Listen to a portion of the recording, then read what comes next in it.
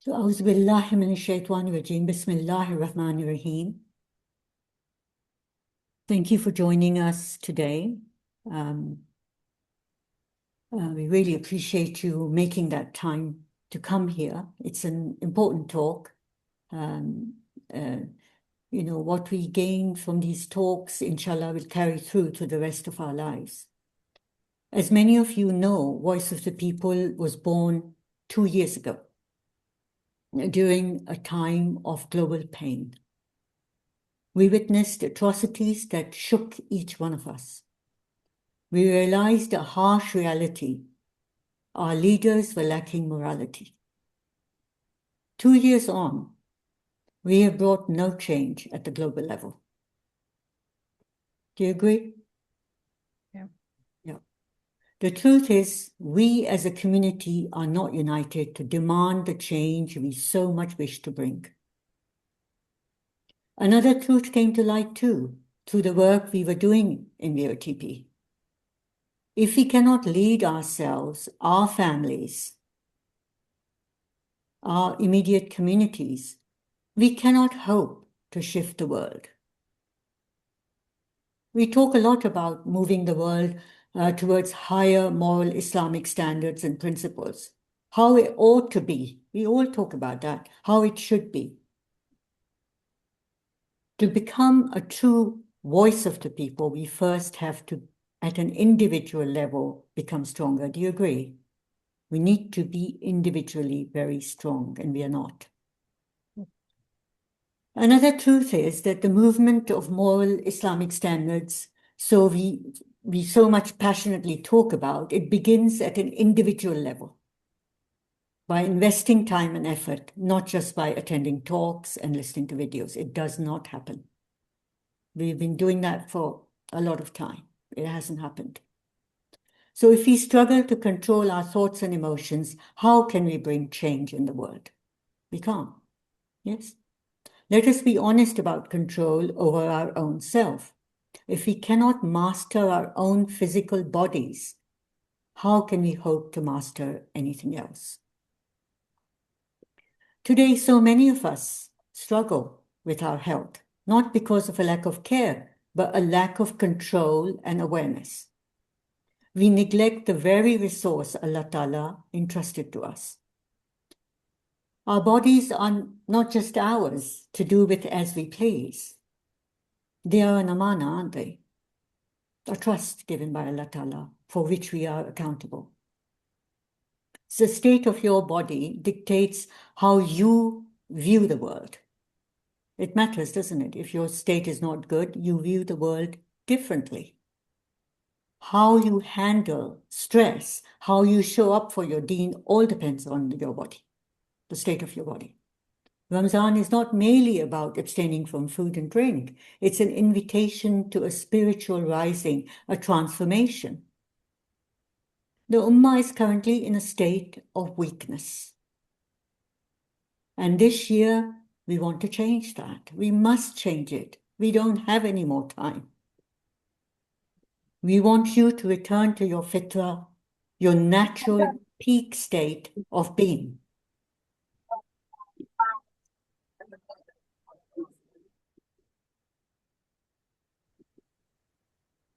To help you there, our Ramadan Challenge workshop is open to everyone, completely free of charge. I must be clear, simply listening to talks will not change your life. It won't. Transformation requires an investment of your time and effort. It requires your reflection, quiet reflection. If you won't do it for yourself, do it for those who you love. They deserve the best version of you. To lead us in that direction, we are joined by Sister Safia today. Today's session is truly special. I know I attended Safia's last year, the session of Ramzan. My Ramzan was much, much better because I followed her advice. Safia will guide us on how to rise above physical sluggishness to unlock the true spiritual power of Ramzan. Please join me in welcoming Sister Safia. Over to you, Safia. Thank you. Assalamu alaikum warahmatullahi wabarakatuh, everyone. You hear me? Yes, we can hear you. Okay. Bismillah ar-Rahman ar-Rahim.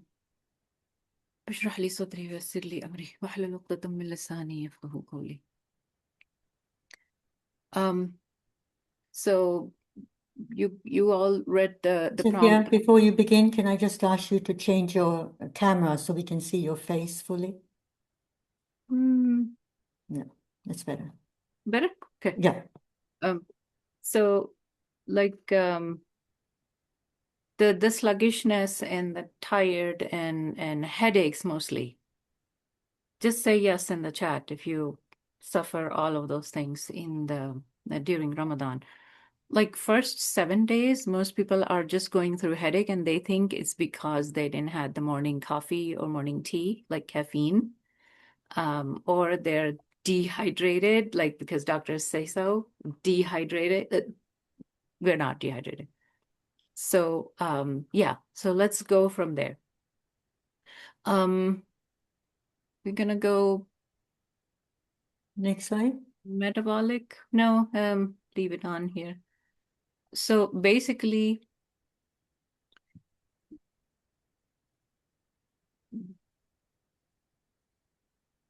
wait, am I lost here?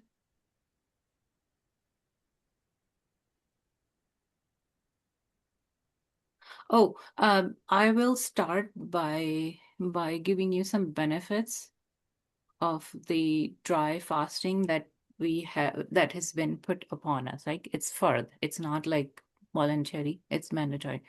So let's look at a few benefits and then we'll see how what we are doing that is causing us all those issues and we're not able to get those benefits that we are supposed to get from the fasting. Cool. Um, the number one benefit of dry fasting, and again, it's all science, the cellular repair and autophagy. There are two doctors that I personally am a fan of, Mindy Pels, people who like to listen to podcasts, Mindy Pels and Dr. Dr. Egberg as well. So there are multiple Western doctors who are actually proponent of dry fasting, like we call rosa, you know. You guys must be doing the prolonged fasting, the water fasting, and most of people around me do. But sometimes it feels like we go into the body goes into starvation mode, you know, while we keep drinking water, because then the body thinks that, okay, something's coming in, but there's no calories, so we must be going through starvation. But when we stop everything, the benefits of the deep cellular repair is equivalent to deep sleep, which is amazing. And that was something new when I was researching about. Yes, we do get deep cellular repair, exactly like the deep sleep. Cool. And because the body goes through a kind of stress, like scientifically doctors can explain better than me, but this is all I know, that the body goes through metabolic stress when there is no calorie, nothing to put away. The factory is shut off and the self-cleaning start, basically. That's simplest. So, and it accelerate the autophagy. The water fast, you know, mostly we do water fast 18, 22, 24 hours, 36 hours.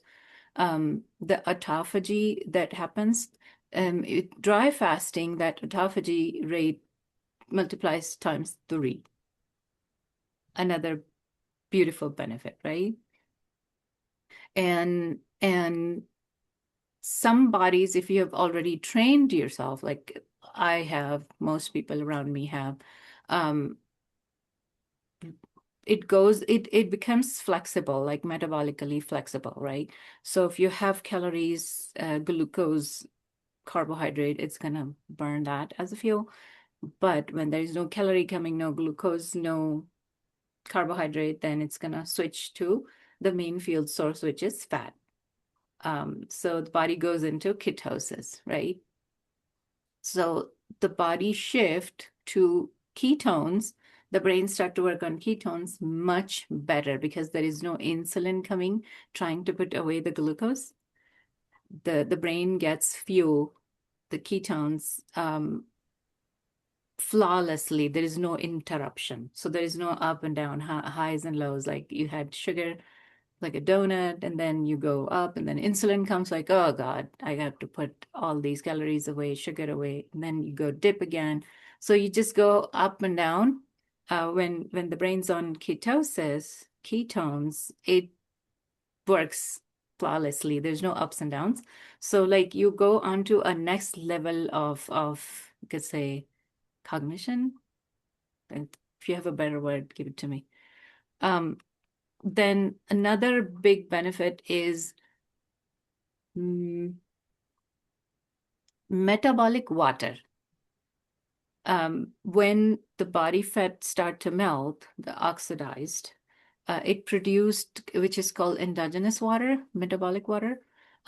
This water is intracellular. It comes from inside, and so it's mineral rich, and it's like intercellular hydration. So when we don't drink water for 18, 22 hours, we don't suffer dehydration. Okay, that's a biggest myth. Well, it was old science. This is new science, I could say. I don't want to say myth because we believed in that same belief system for a while. Then another really, really big benefit is inflammation reduction. The water retention that starts to go away. It dry fasting calms the autoimmune attacks. So like the histamine is lower. So most people who are suffering from some kind of allergy or known autoimmune, some autoimmunes are not diagnosed.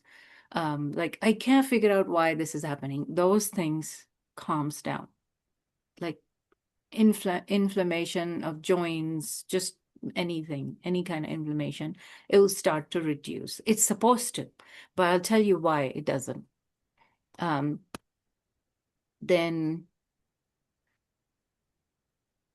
the reduction of extracellular water, the water coming from outside, like when we drink. So when we don't drink, there is no extracellular water for a few hours.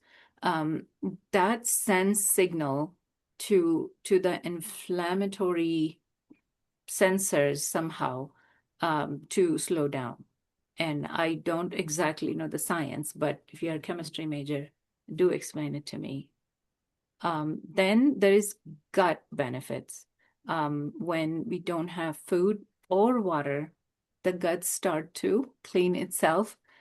Intestine scrapes all the food out of the villi. You know, villi are inside the intestine. Villi are like a towel, you know, with those fibers on top. How do you explain? Like a towel, you know. So those villi, like towels, it has food stuck in between, and the intestine start to clean that out, like scrape it all out. So the emptiness has physical benefits, right? Then the body becomes leptin sensitive. You must have heard insulin resistance, like the muscles don't respond to insulin at all because it has too much sugar, you know, stored here, which means the body is insulin resistant. So we go on to low carb food plan to become insulin sensitive, right? Like your body will start to respond to insulin. Now, the benefit of dry fasting is that it improves leptin sensitivity. Imagine that. And leptin is, it's a satiety hormone. It's the hormone when you are eating, like I'm eating, and my stomach will send the signal to the brains like, okay, I'm done, stop eating. The satiety that I'm full, that hormone. But as soon as we have a little bit of fructose in the body, the fructose mess with 11 hormones inside in our endocrine system, including leptin. So the long dry fast, which is rosa, makes the body leptin sensitive. That is amazing. Um, it, okay, let's see the next slide. Is that, what is it? Oh, the paradox.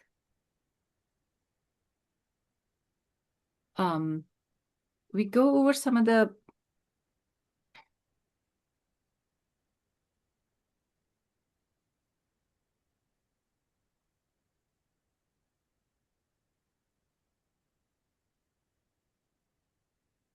oh,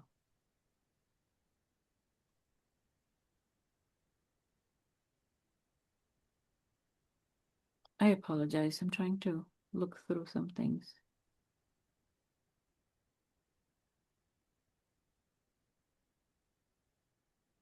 Oh, sorry. There's the third slide, which is what I'm talking about actually. Is that? Yeah. Okay. We talked about metabolic switch from carbohydrate to ketones, and then accelerated repair, and the, well, yeah, it's a biohack for longevity. Hold on. So water fast is also good for autophagy, but dry fasting does it 3 times faster. Okay. Inflammation reduction on water fast, yes, but on dry fast, 3 times faster. Cellular repair, cellular recycling on dry fast. On water fast, it's still, kidneys are still working because we're still giving water in it. So the lymphatic system doesn't get to clean out. So dry fasting does all of that together, right? Then there is electrolyte dilution, because when we don't take any calorie, when we are not eating, when we're doing water fast, we tend to drink a little more to compensate that there is no food. Okay, I'll take an extra glass of water. That makes the electrolyte dilution, right? Then, well, with water fast, there is a less stress on the body because there's still, something going. But with dry fast, there's a stress that's like really like more stress, but it's controlled. We know when we're gonna eat. It's not a period of unknown starvation. So it's controlled stress, which is good for the body. Human body should always be under stress, not the kind of stress we have, like get up in the morning and go to work, but like physical stress, go into extreme heat, extreme cold, the cold plunge, ice bath. You guys have heard of all of that. It's all good, like temporarily, not to the point where you die of cold, right? Like the last blast of your shower should be cold, just to wake up the spleen, basically. It shoots out the fresh blood. Okay, that's too much science for me. The safety window for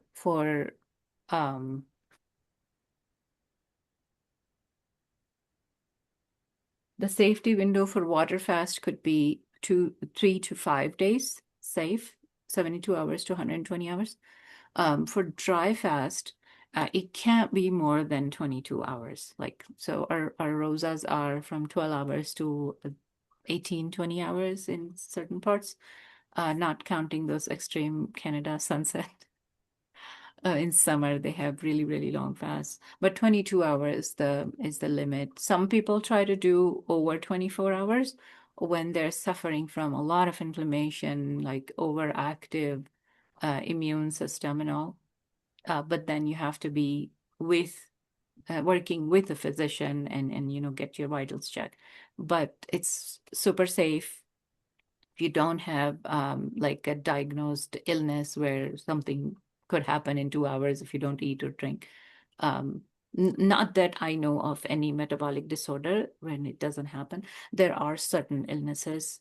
One of them was, correct me if I'm wrong, Dr. Farhana, the tumor in pancreas. That is the only one where I would say don't, but other than that, everybody is good with any kind of metabolic disorder or autoimmune disorder. We're good up to 18 to 20 hours of dry fast. Okay. Now, Islamic tradition. Well, what are we doing in fasting? Dry fasting. We are not eating, we're not drinking. Why? Right? Because Allah subhanahu wa ta'ala told us so. True. Then no, let's stay on the same. Yeah, thank you. So the absence of water and food brings taqwa, and I'm gonna try to explain that. How it's a beautiful thing. I keep getting sidetracked. Like dry fasting is not a punishment; it's a training. Then go fast.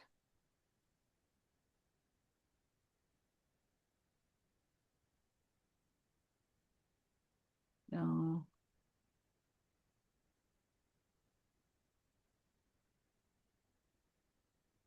So basically, in Islamic philosophy, and I'm not a philosopher, so far what I have understood is that hunger breaks arrogance, right? And it awakens the empathy. So we are told that why do we have to fast? Well, you fast because so you could feel the pain of the poor because that when they don't have food to eat. Okay. And we never feel it because we have 1,500 things on Iftar. But that's exactly the point. Hunger is supposed to break arrogance, awaken the empathy, like oxytocin flowing, and create humility, right? But we usually lack humility, mostly in Ramadan. And every time I go to masjid, I feel that. Why? We'll talk about it. Then, well, so fasting is actually the intentional act that we do, because nobody can see me fasting. I could see you and you could see me praying, or going for Hajj and all of that, but nobody could see that I'm fasting, right? It's not written on my face. So it's my intention. So I'm not doing that fasting to show off anyone. So why? Okay, now let's go to talk about why we don't feel those benefits, right?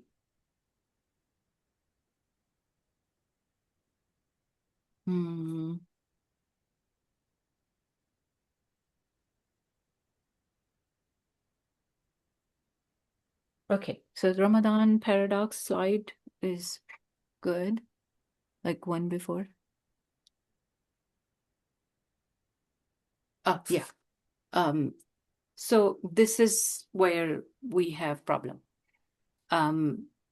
Ideally, we were supposed to not eat, not drink, not have too much noise in our day, no big celebrations, no get-togethers, no all-night shopping, no all-day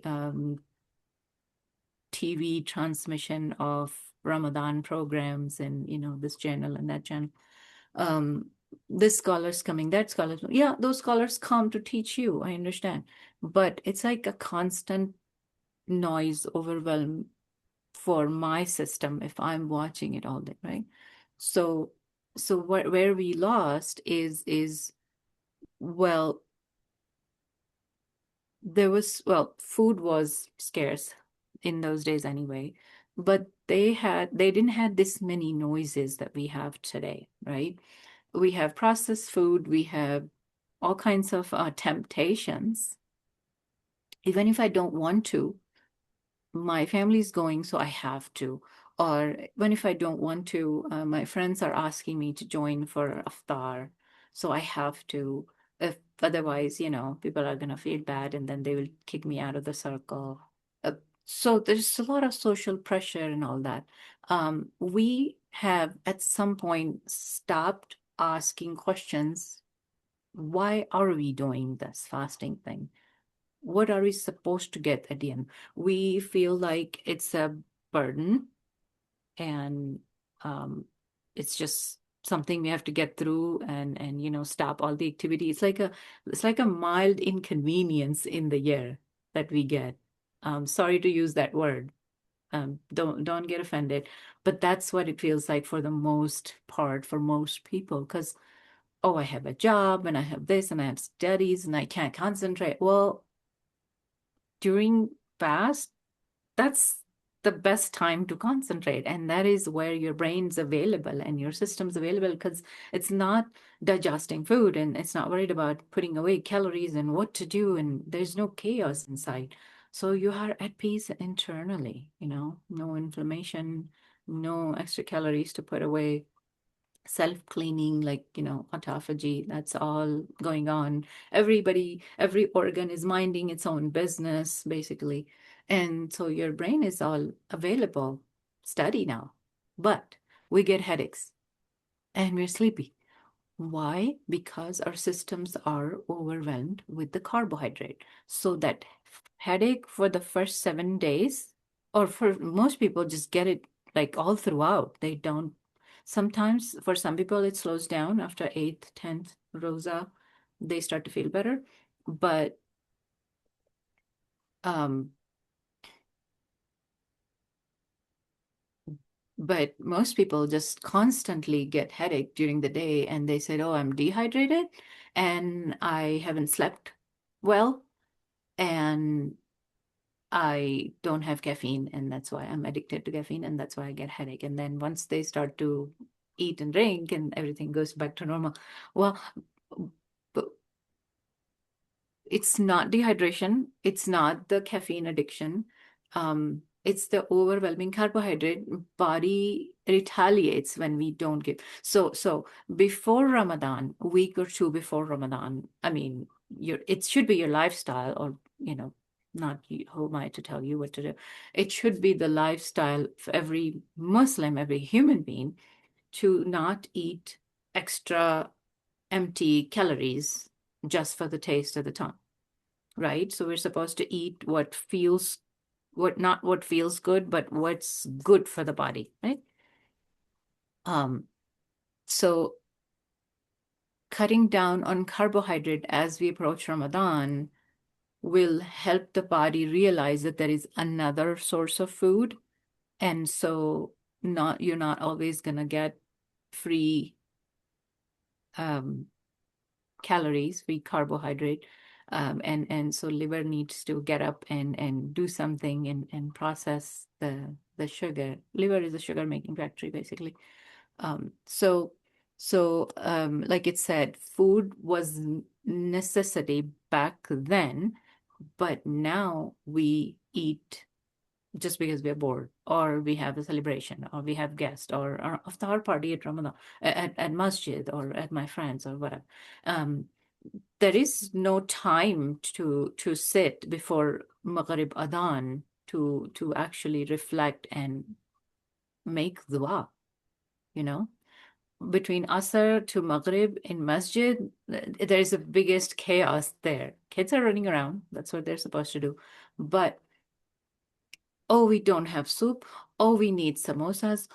Oh, we need some of this. Oh, we need milk for the kids. And then we'll just order 10 pizzas, whoever wants extra. like, ooh, it's all carbohydrate. There is like all empty calories. There is no nutrients whatsoever. I went once 5 years ago, and after that, I just couldn't get myself to go there because then people just stuff things in your mouth and then you can't spit it out. Like, no, I don't eat watermelon at iftar. Iftar is like one date, couple of sips of water. Go. Well, we talk about the whole schedule. Go for Maghrib, come back, just have dinner, the same dinner that I've taught everybody. Um, 1/4, like make 4 parts of your plate. 1/4 of your plate is protein and 3/4 vegetables. Or 1/4 could be starch if you're healthy and adult between the age of 20 and 50. If you're menopausal, if you have issues, autoimmune, metabolic disorder, diabetes, cancer, don't take that starch. Just take 3 parts vegetables with 1 part protein. And you should be good. Those are all the calories we need. We don't need to celebrate food. There are other things to celebrate, right? Okay, then we go into, we did the cellular reset with dry fasting. Let's go the biological bridge, the slide 5. Is it? Sister Safia, you've got about 20 minutes. Yeah, just letting you know. Okay. We can stop recording after that, and then I'll continue on. Physical state, neurobiological effect, and then the spiritual outcome. So why are we asked to fast physical discomfort to gain taqwa, right? This is the connection here, right? We don't eat, that removes the illusion of control, right? Which gives us humility, like fasting, hunger brings humility. Then when we don't drink, that breaks the entitlement, the same thing, breaking the nafs, right? Controlling the nafs. We have dependency on Allah subhanahu wa ta'ala. The last ayah of Surah Al-Mulk. If Allah take all the water away from you, right? Do you have anyone or anybody who would give you water? Is that correct? So it's a reminder that we are dependent on Allah subhanahu wa ta'ala, right? أنت الغني ونحن الفقراء. Then there is physical detox, cellular repair that I talked about, that lowers all of the illnesses. Like on day of Eid, we're supposed to be free of all illnesses that we walked into Ramadan with. But we come out sick. Everybody is sick on Eid and day after and then day after. And then they just skip the Shawwal fast, those 6 fasts. They're like optional, but almost mandatory level because they're sick and because in illness you're not supposed to fast. And it's just like, well, you just brought that illness yourself, and you're blaming Eid, and I don't know. We just need something to blame. So the detoxification, cellular level, physical level, brings us closer to taqwa. So the physical cleanliness, hold on, prayer, spiritual connection with Allah subhanahu wa ta'ala when we go down in sajda, right? But before that, what do? Physical, wudu, wash up. So to gain taqwa once a year, we are go through this, what do you call, vigorous training, a boot camp. Ramadan is a boot camp, okay? Physical boot camp, which takes us to taqwa. Cool. Okay. Then what do we have then?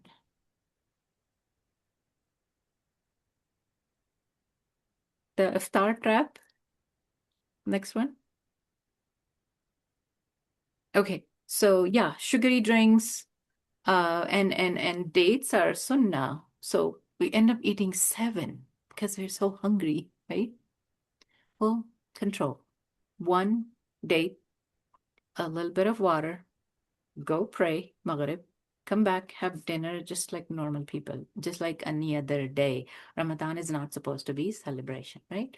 The mechanism is what? Breaking fast with sugar, heavy carb, deep fried, all of that, massive insulin spike, and then the brain drain. Because the heavy load, digestive system is overwhelmed. The blood flow from everywhere else is in the gut, trying to put away the calorie and absorb the nutrients, and there is no nutrient in there, and there is so much carb, and liver is overwhelmed, and kidneys are crying. It's like, stop it. What do I do with it? And then the result is what? Burps in Taraweeh, right? So Ravi become mechanical, just standing there. Oh, when is it gonna be over? Do ruku already. Like it's so long. And then, oh, I can't go. Oh, I'm done after 4. Well, because I didn't eat right, so I have no nutrients. And the nap in the afternoon, the 10-minute, 20-minute, the cat nap, that's called power nap now, that is supposed to be helping us for Taraweeh prayer. That's what Prophet Sallallahu said. And we just ruin it. We sleep all the way. I don't know. Some people sleep practically all day during fast. So um, insulin spike, and then we ruin the mental alertness that we are supposed to get. So then we cannot sleep after we come back from Taraweeh. But then there is a mandatory dessert at home because mom made it. So now how can I say no to her? It's gonna break her heart. And oh my God, that just goes on and on and on.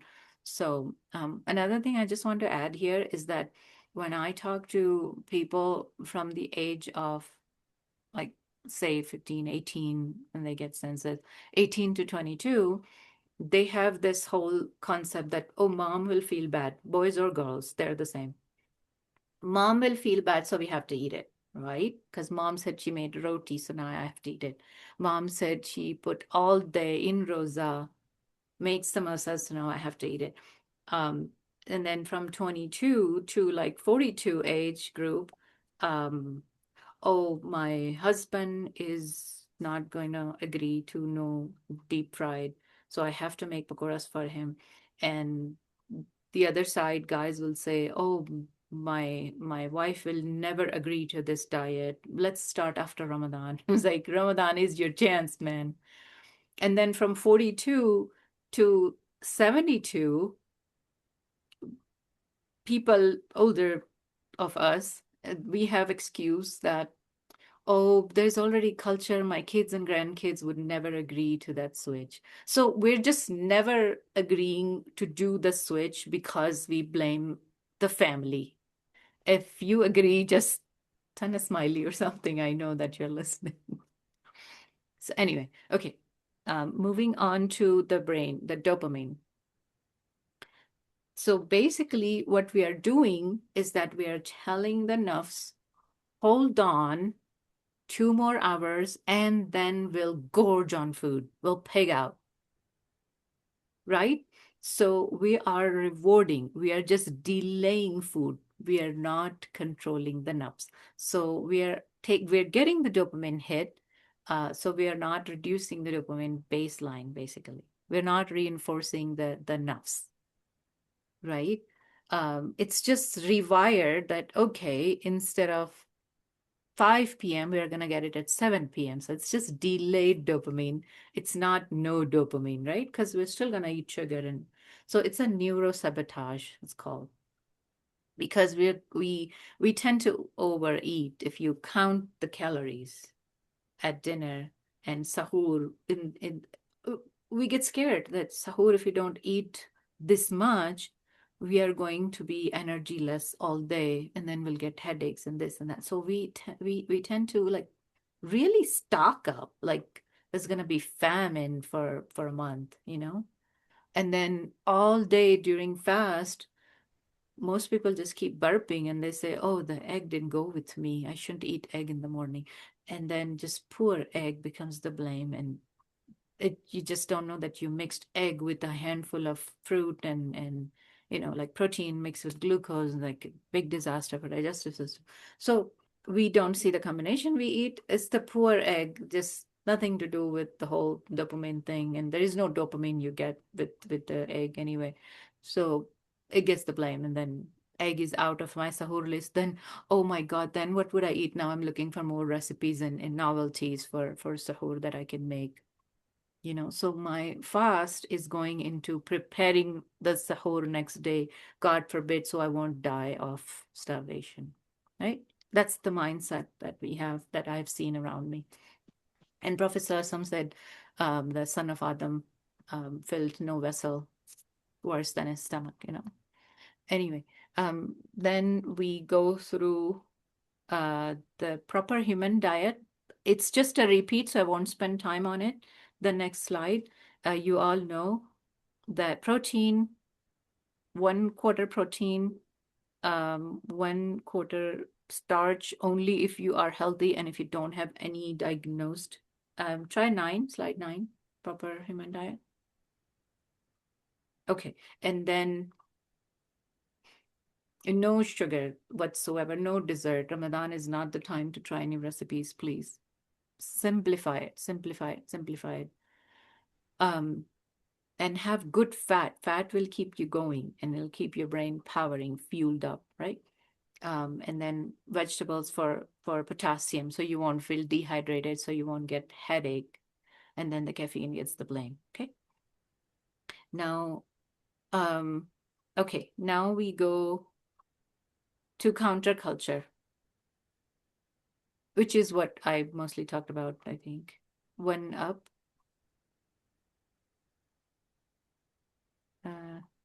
Okay. Yeah. So there are so many parts of, okay, I'll hurry up in 5 minutes so we have more time for question. So many parts that we have made Ramadan as a ritual. The ritualistic practice stayed, but the spirit is gone. Okay. So we're supposed to be to get rid of all the illnesses and be healthy at the end of the boot camp. Instead, we are getting the opposite effect because we don't know why we do that and we don't know what the outcome should be. We just take it as an absolute inconvenience to the schedule. Okay. So the society said feast at sunset. Well, the sunnah practice would be eat what's needed, little protein, little vegetables, good to go. And then stop grazing with this is my favorite one. Stop grazing between Maghrib to Fajr, because we don't eat during the day, so we sleep during the day, so then we are awake all night and we think that it's totally and absolutely fine and we are entitled to graze and whatever is available to eat, like 2 a.m. when the liver says that, okay, I'm done cleaning up, and that's when we start to go. It's like, oh my God. And then socialize in heavy gathering and food and entertainment and all that. All of that practice brings more food. Socialization. The more socialization we have, the more food either we will prepare or we will bring or somebody else will bring. There will always be food because Muslim society has become so food centric. We are not philosophy centric anymore, which we should be. We need to get back to it. So food is fuel for worship. And worship is not, I'm not saying just stand up in Taraweeh. That's not the concept of worship alone. It's part of it. But worship is what we are sent to this world. And one of the courses that Sister Farida had, like Khalifatul Ard, what are we supposed to do? Why are we sent here? Please take that course though. Why are we sent here? That's worship. So to worship, to be in sajda all day, all night, no. But worship is to listen to Allah subhanahu wa ta'ala and obey his orders, to whatever he's asked us to do in the Quran. Food is the fuel to get the energy to do something, get up and do something what Allah has asked us to do, right? So the intention comes here.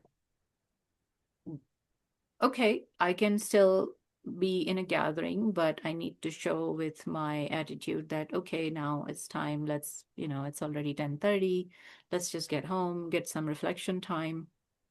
and not stay till, even if you stay till midnight at masjid, have some time to be in the prayer room and not in the social room, and constantly food and cleaning, and that's all there's going on, and carpet cleaning and vacuuming, and like, okay, that's all good, you're vacuuming the masjid, but then what? Then prepare for food for the next day. Like, okay, no, not next day, prepare for sahur, right? So it's like, because it's twice a day, like, okay. So it just, that the constantly, it goes on about food. Okay, so we talked about what should be the optimal, and 2 more minutes. So the fasting, the slide 12, fasting of limbs, not just mouth, stomach. Well, mouth, yeah, the tongue, fasting of the tongue, not just the stomach. So reduce the social gathering, and not the physical social gathering, but the group social gatherings also, like on WhatsApp groups. They just get very active, most groups, and sharing recipes, and families, and pictures of food, and kebab, and all of that. So reduce that, turn off the notifications, guard the tongue, right? And all the hadith about tongue. I don't need to repeat that. Um, and then learn to say politely, no, we'll meet after Ramadan. Let's not worry about it. You don't need to invite me, and just be polite. Don't need to break heart, don't need to be rigid, that, oh, I'm the best Muslim in this town. Let's not do that, but be polite. Try to explain to them that, no, it'll be burden for you, and then your taraweeh will be ruined, and then you'll be tired. Just bring out some social benefits, rather than throwing hadith and ayat from the Quran to people's faces, because they're not there yet at that level of cognition, right? So be the best Muslim you can be, polite, and not being pushed around. Uh, you don't want people to shove a giant piece of watermelon right when there is Allahu Akbar going on from Maghrib. Please don't. Take it from their hand, put it in somebody else's plate. Yeah. Um, I think we are all good. Let's see, post Ramadan. Oh, we could do part two about post Ramadan, um, how to sustain what we had gained in the Ramadan. Um,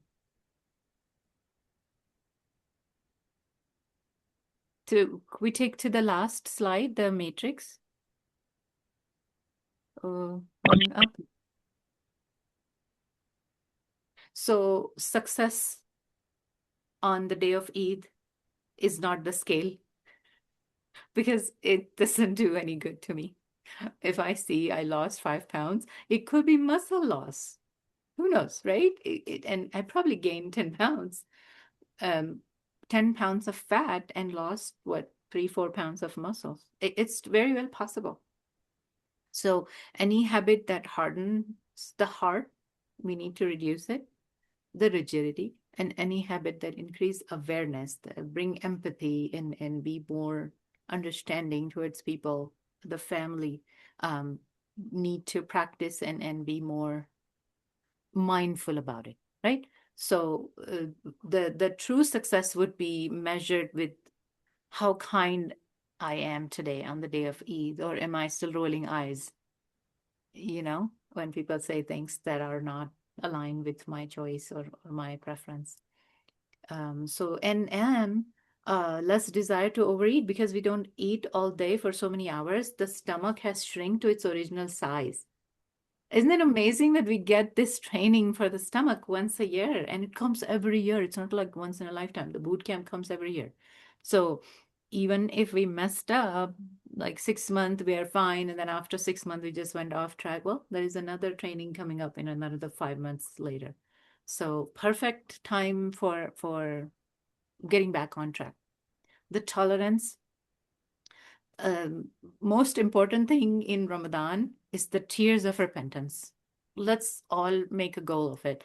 But you know what? We don't get that because we are so high on dopamine. I'm sorry to say, but we are all running so high on dopamine and sugar rush and just empty calories and overwhelmed with noises that we don't get to that level of tawbah.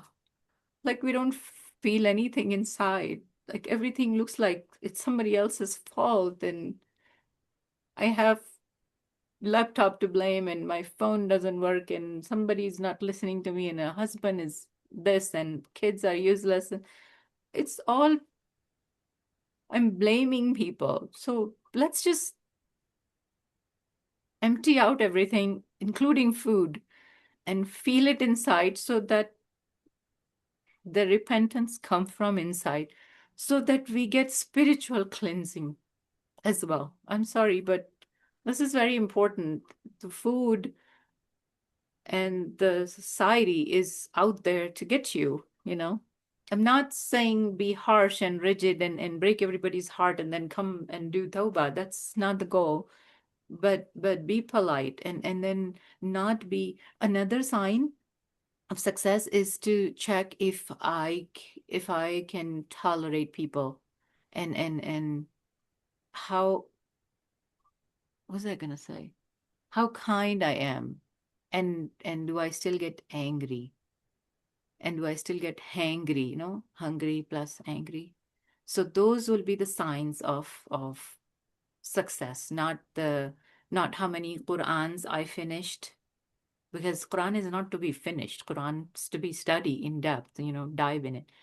And oh, I can tolerate to not eat for 22 hours, but then I eat for 2 hours. Oh man, just sari kasane puri kar diye. And not the scale, or the measuring tape, that how much I gained or lost, whatever. So there, I spoke for an hour. Please, if you have question, do we stop the recording now? And No, we keep the recording going. It's okay. fine. I just Yes. asked a question, Sister Safia. On a Should I scale of look 1 to at that? 10, on a scale of 1 to 10, how ready does your body feel to handle the long days of Ramzan? So we would be very interested for everyone to say if it's 0, if it's 1, if it's 2. Sister Safia's here to answer your questions. So please don't hesitate. This is the time to ask her questions. Get yourself ready. I hand it over to Sister Farhana now Perfect. to handle the question and answer. Sister Farhana, Yeah. please. Thank I you. see 8, 9. Subhanallah. People are ready. We are all ready. Alhamdulillah. We are ready Yeah. for Ramadan. Jazakallah khairan, Sister Safia, for your amazing reminders. SubhanAllah, for the members of the FIT and the VOTP. This has been again a wonderful reminder, and I'm sure this has been very, very informative and very beneficial for all the newcomers who are joining us today on this talk. So, please go ahead and raise your hand, and we do have Sister Nazia. You can unmute yourself and ask your question. Assalamualaikum. Yeah, my question is really beautiful presentation. I really appreciate. But was the sunnah way to eat sahur? Like she mentioned a lot of things, but what's the best food? I'm asking because I like to eat yogurt, and but what's the sunnah way to eat sahur, especially to hydrate, to more energetic during the day, even if you are working woman? What are we supposed to eat for sahur? Whatever works for Yeah, you. the sunnah way, what Prophet ﷺ eat. I know that he likes dates to break fast, and then water, and then you can't do dates for all day. It won't sustain you. You need protein. So yeah, when you wake up to perform tahajjud and witr, if you have not prayed witr in the night, most people don't. Then you take a khajur or two, take some water, do your prayer, and then have a good protein breakfast, like meat, eggs, whatever leftover from last night. Sounds good. Jazakallah khair. Yeah, just make sure there is protein in every meal, because protein and fat are going to keep you awake and alert and energetic, and not make you feel lethargic. The hunger comes after 16 hours. Yes, if your fast is longer than 16 hours, the hunger comes. But the hunger is not like, oh my God, whatever comes in front of me, I'm just gonna eat it. No, hunger is like, you know how we elbow the other person next to us?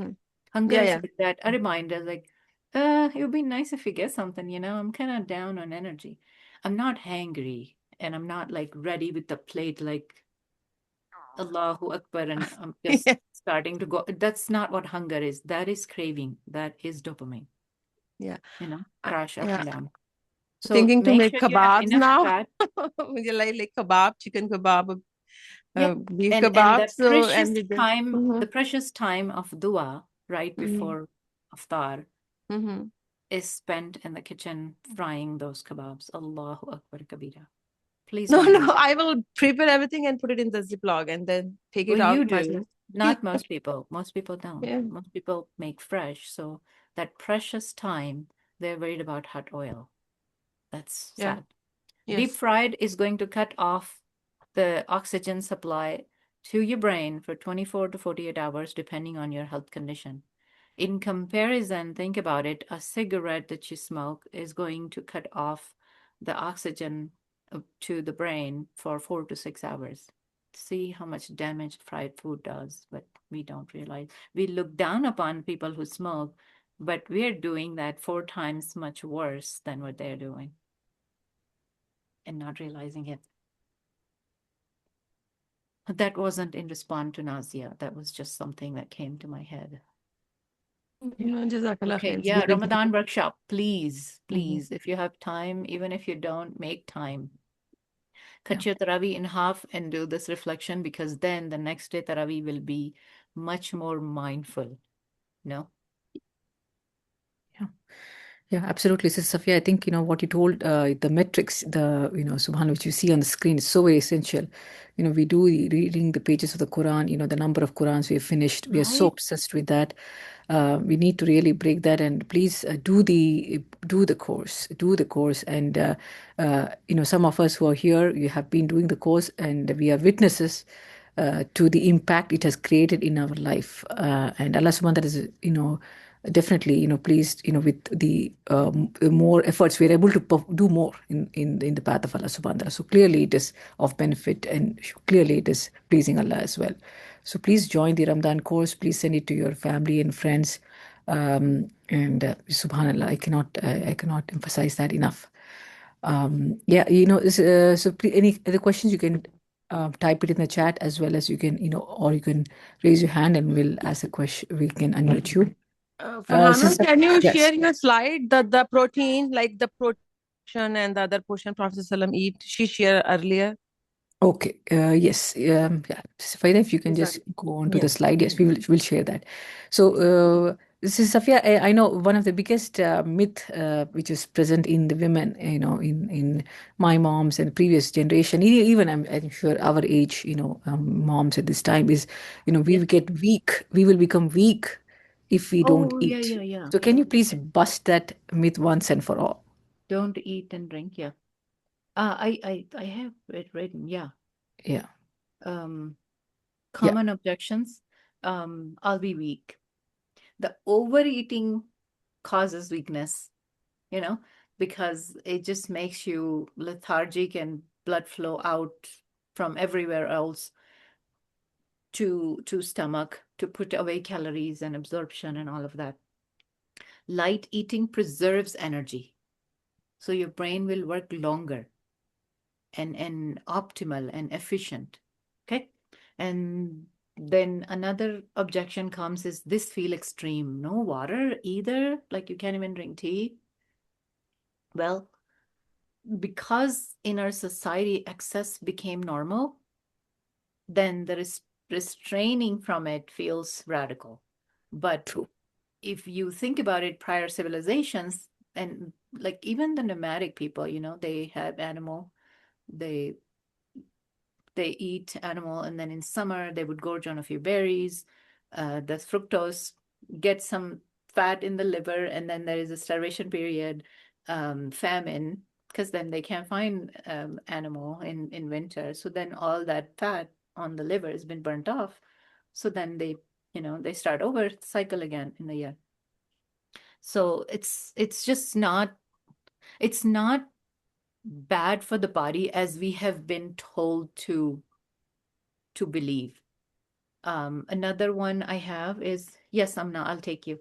Another one is, it's socially difficult. So, well, spiritual growth is always difficult, right? That's my answer. That's the best I could say. Go ahead, Amna is ready. Yeah. Sister Amna, please go ahead, unmute yourself. Assalamu alaikum. Alaikum salam. Actually, I had the similar question ke people who had mineral vitamin deficiencies and are anemic or usually are diabetic or have heart issues. So they say ke we don't need to fast, Can't fast. and doctors also prescribe not to fast for these people. So The is heart it issue, yeah, go ahead. You're not done with your question. is it the right strategy? No, not really. No. We have a doctor right here, Dr. Farhana. She lives and breathes in the hospital. So Like it is a thumb rule for the diabetics. Okay, no, look, they don't have diabetes is to. what? Okay, what is diabetes? Metabolic disorder, Yeah, right? What is yeah, it? Your body cannot handle sugar. Blood sugar yeah, goes yeah, over like sky through the roof, right? yeah, Okay, keep yeah, that in mind. Keep that in mind. When you fast, your body is going to consume that sugar. So that the blood yeah, sugar will come down. No. Why? Because those high blood sugar people are put on metformin, insulin. yeah. Then they wake up Healthy. at 2 a.m. and then they eat banana because their sugar goes lower than 90. Oh my God. The normal sugar should be between 75 and 85. The 90 is still high. For God's sake, get up and do some 10 jumping jacks. That's the myth. And I'm sure you cannot break the myth, and you need to take my course on how to be kind to the family. Sorry. But protein, taking some organ meat will help with the deficiencies, like you said, anemic. Do eat good during suhoor and the dinner after iftar, but that doesn't give you a license to eat all day and not fast. I mean, yes, if you are under 40 kilo, maybe check with the doctor what's going on, and if you skip fasting here and there, I guess I understand.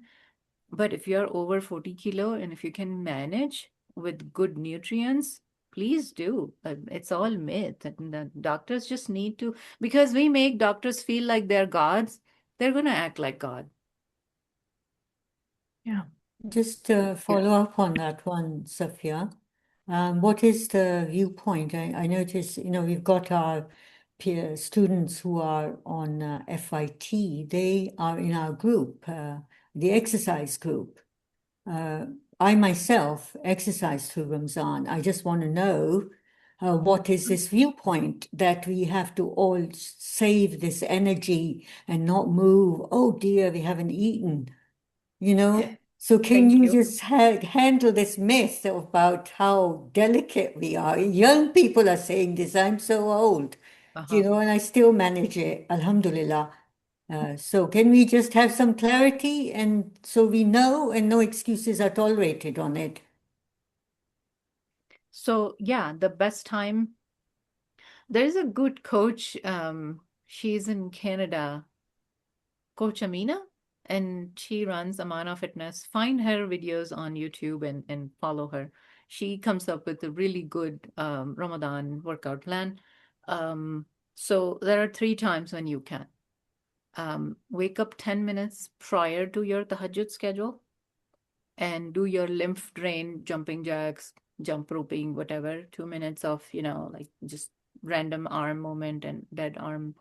Do the lymph drain, do a few of your stretches or whatever your routine is. Trampoline, rebounding is good. Whatever your schedule is, have a brief 7-minute, 5-minute full body workout.